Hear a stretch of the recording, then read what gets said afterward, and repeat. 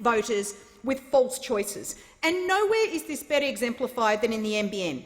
Now, this government came in 2013 and abandoned a fibre rollout on the dishonest premise that their second-rate copper network was going to cost $29.5 billion. Well, what a surprise, because that cost blew out to $41 billion, then $49 billion, then $51 billion, and now $57 billion, basically double what they originally promised. It is a proverbial sushi train of cost blowout served up by the most incompetent economic managers in living memory. And why?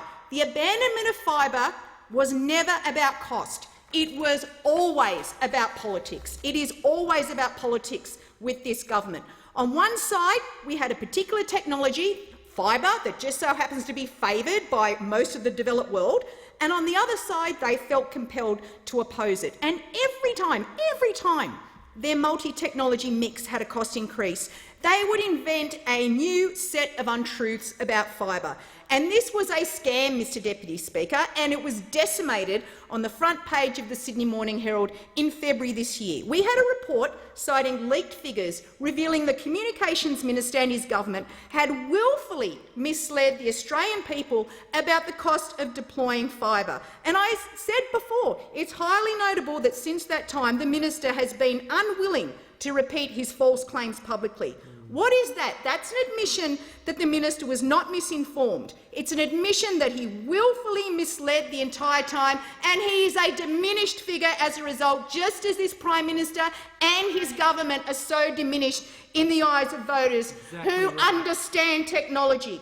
Now, COVID has demonstrated that reliable, quality, high-speed broadband is not a luxury, it is a necessity. Families need it, students need it, small businesses need it.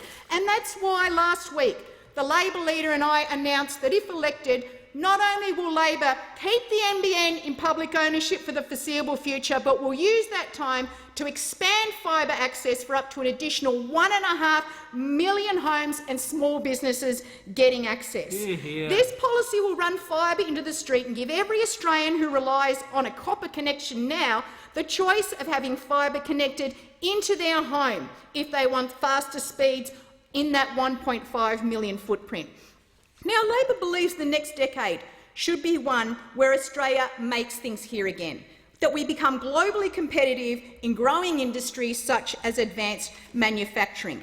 Our plan is in the national interest. It's focused on the future, about building better jobs, but of course relying on the highest quality ICT. And it is therefore no wonder that this government in September last year did the biggest backflip in public policy history by announcing, after racking up nearly double the cost of their second-rate NBN, that they would go back to fibre.